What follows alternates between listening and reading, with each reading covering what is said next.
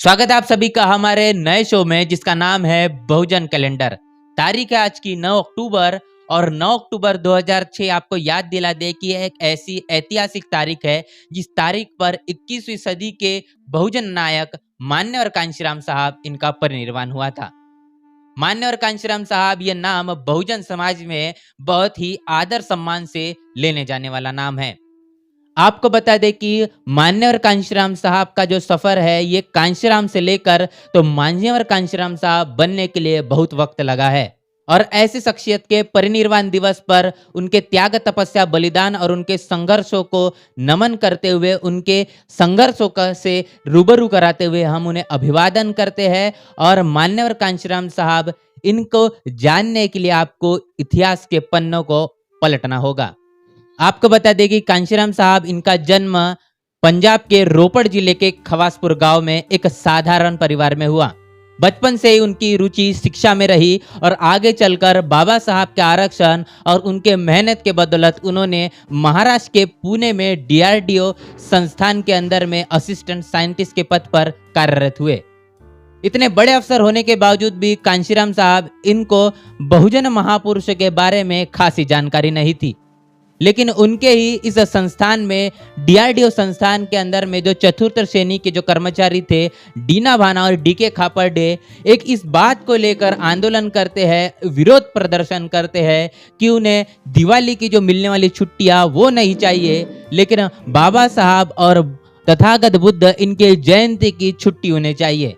और इस बात को लेकर उनके ही संस्थान के जातिवादी मनुवादी मानसिकता रखने वाले सवर्ण लोग उन्हें उस नौकरी से निकाल देते हैं। और ये पूरा वाकया जब दीना भाना और डीके खापर्डे इनके साथ में होता है तो उसके बाद में उन्हें पता चलता है कि कांशीराम नाम का एक व्यक्ति जो कि क्लास 1 ऑफिसर है हमारे ही संस्थान में, उन्हें ये पूरा वाकया जाकर अगर हम बताते हैं तो जरूर वो हमारी मदद करेंगे।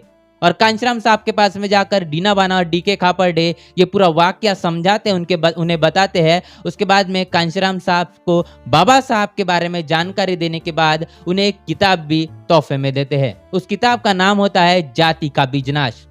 जाति का बीजनाश एक किताब मान्यवर कांशीराम साहब एक रात के अंदर में कई बार पढ़ते हैं और उसके बाद में वो निर्धारित करते हैं, वो ये डिसाइड करते हैं कि मैंने अपनी जिंदगी का अभी तक कोई उद्देश्य नहीं बनाया था, लेकिन जाति का बीजनाश बाबा साहब की लिखी हुई किताब पढ़ने के बाद में मुझे अपने जीवन का उद्देश्य मिल चुका है। उनका ये कहना होता है कि बाबा साहब के अधूरे सपने को पूरा करना यही मेरे जिंदगी का भी एकमात्र उद्देश्य बन चुका है। और इसी के साथ वो संकल्प लेते हैं कि इसके बाद मैं कभी घर नहीं जाऊंगा, बहुजन समाज ही ये मेरा परिवार है, साथ ही मैं कभी शादी नहीं करूंगा, सांसारिक जीवन नहीं बनाऊंगा।